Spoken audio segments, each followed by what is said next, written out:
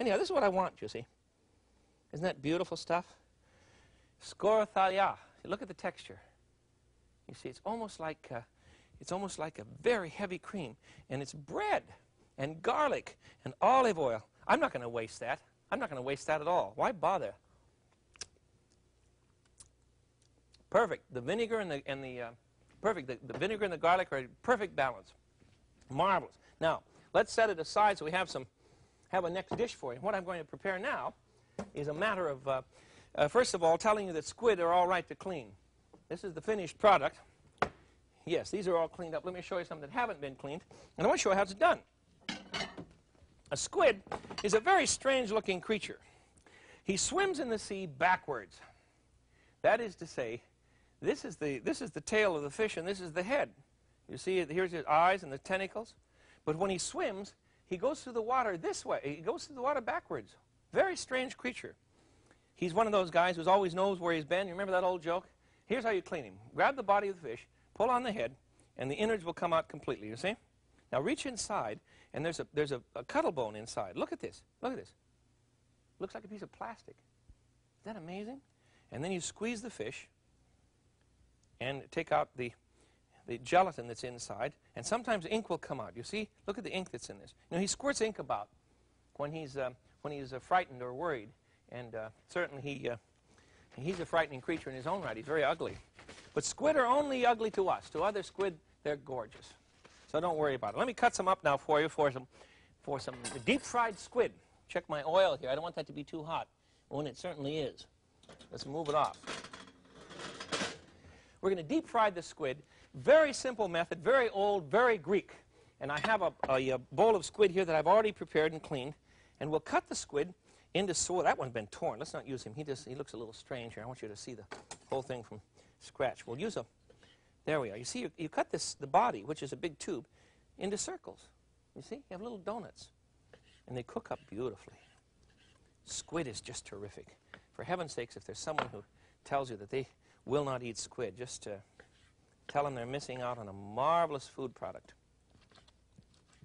This poor fellow was slit in his side, you notice, and he's not coming out in perfect circles, but the next one will be.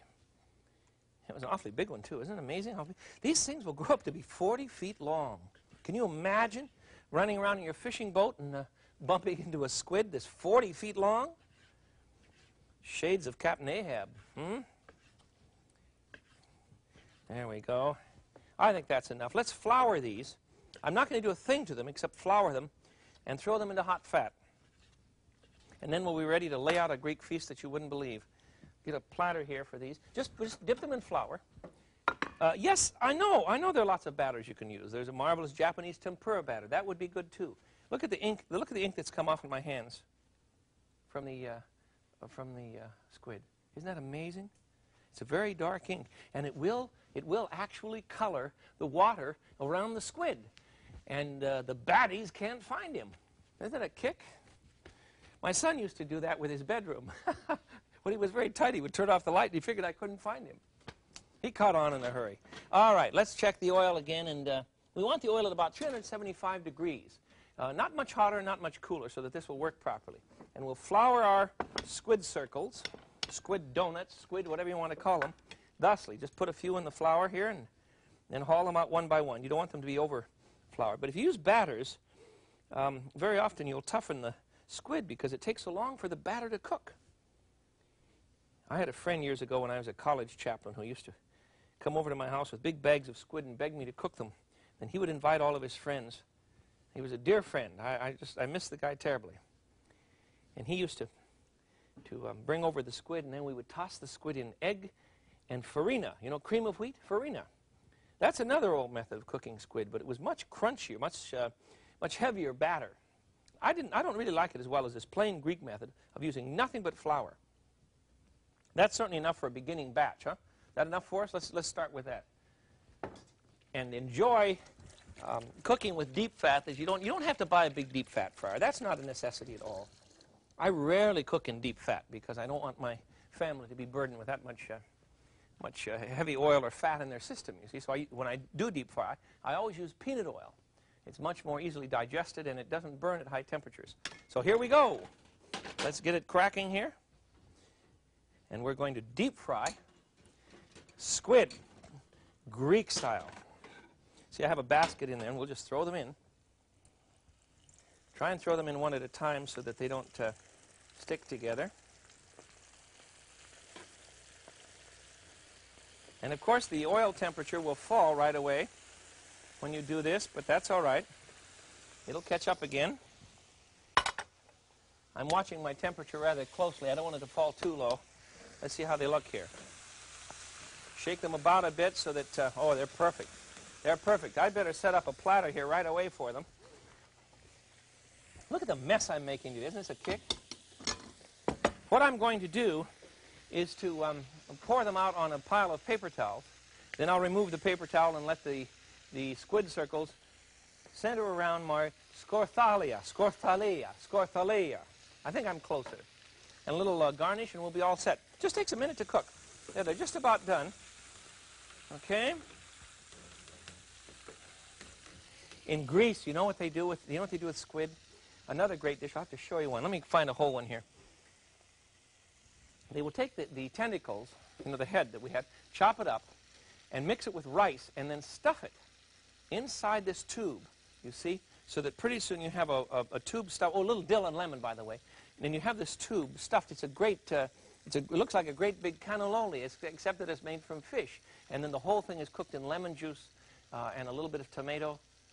Good Lord. There's a place in Vancouver, British Columbia called Paspero's Taverna. I dare you to go eat there. Marvelous, marvelous stuffed squid, Greek style. They don't do much of that here in Chicago, and we don't do it in Seattle. I haven't seen it in San Francisco, but in Vancouver, British Columbia, it's simply murder. Okay, here we go. We get my plate over here, and we're going to shake the excess fat off of our deep-fried squid, Greek style. Marvelous to make. Rather easy, as you can see. The batter wasn't complicated.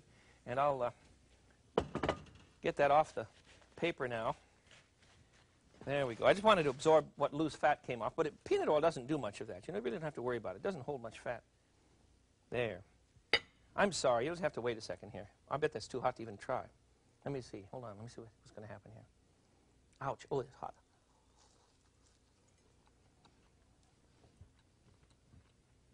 I salute myself. This is absolutely superb. You've got to make this dish. Have you got it? Cut the squid into little circles after you've cleaned it, and then dredge it in flour, and then deep fry it. And the scorthalia is made of bread, garlic, a bit of olive oil, a whole cup of olive oil, 10 slices of bread, half a cup of white vinegar. You don't need wine vinegar. Entire head of garlic. Let that sit for an hour. Then whip it to death. Add a couple tablespoons of fresh lemon juice and a couple tablespoons of water. And you're all set. Now, I'm all set. What I want to do is to set up a table for you. There's no way in the world I can get all of this stuff on my one counter. So let me show you what I'm going to do for a Greek party. Here I have a table. Isn't this thing a kick? Whoops. Remember I told you once about keeping things fresh by putting wet paper towels on them? Well, that's what I've done. It works very well.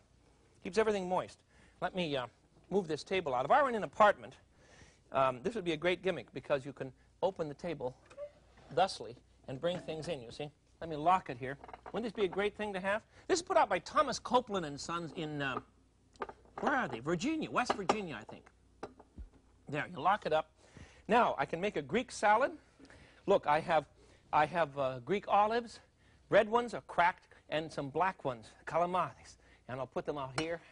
And let's, oh, here we go. Here we go. Got to get ready for the dinner. A Greek wine glass certainly doesn't look like an old American wine glass, nor does the wine bottle. There we go. You drink it straight. Do you remember in the old days you used to throw the wine glasses on the floor, too?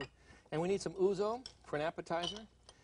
What is ouzo? Ouzo is an anisette liqueur, and it is served on ice traditionally, or it is drunk straight. And either way, it will bring you very near death. But the moment of death is just joyful. It's delicious stuff. So I'll pour some ouzo for my friend that'll be coming. A little bit of ouzo and ice. And also on the table, I have some Greek coffee. There we are.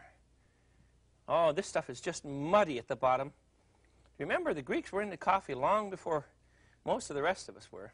They understood it and enjoyed it. And I've used oregano that comes from Greece. You buy it in big bags at a good Greek market. Find a good Greek market, and you just crunch the stuff up and shake it out of the sack. And it is so fresh and it's so beautiful, you can't believe it. Let me put some of these dishes on. The table, of course, would be covered with my beautiful squid and skorthalia, and I could put my dish of cheese on the table and a great big Greek salad. I need to put some feta cheese on the salad and some green onions and a bit of yellow onion and some lovely thin sliced green pepper, and I'm set. And for dessert, I could serve baklava. You know baklava? A beautiful pastry made of many, many layers. This one. And this one is called kadaifi, and these little cookies are called paxamedia. And I can just eat and eat and eat and eat and eat, because the history of Greece is involved beautifully in food. In the old days, the original cooks were slaves. This is prior to the time of Homer, for heaven's sakes. And then at the time of Homer, we see the men of the house, the aristocrats, doing their own cooking. And gradually, a young person was brought into the house and taught to bake bread, and he was a slave. And eventually he rose socially to the point where he was highly respected as the local cook. And he was then the one that was protected in the household. He was very carefully protected. As a matter of fact, there's an old line that says, when the cook makes a mistake, it's the flute player who gets struck. Isn't that incredible? That's how it was going. Eventually, during the great invasion of Greece, when the hordes came in from the north and began killing off the aristocrats, the priests in the local monasteries gathered up the beautiful chefs and hid them in the monasteries. And that's the background of something we now call the chef's hat. We call it a French chef's hat. It is not a French chef's hat, any more than bechamel sauce is French. That was invented by the Greeks. Any more than a French frying pan is French. It was invented by the Greeks. And the chef's hat that we know now came about from the time they were hiding in the monasteries after the Great Invasion. And the hats that the priests wore were long, tall, black hats with a little puff on the top. And after a while, they realized that they should, after 2 generations, they realized they should be marked in a different way. So rather than wear the black hat, eventually they began to wear the white hat. And that's the background of what you and I call the chef's cap. It came from Greece. It came from Greece along with 1,000 other beautiful things. And you and I can afford, indeed we are obligated, to celebrate the history of Greece with food, because they brought us architecture, justice, and they brought us ouzo. For heaven's sakes, ouzo and rolled grape leaves and marvelous things that can help all of us in the household understand our own history. We owe an awful lot to Athens, and I'm glad. This is the Frugal Gourmet. Until we're together again, I bid you peace with this, ouzo, yamas. Bless you. Bye-bye.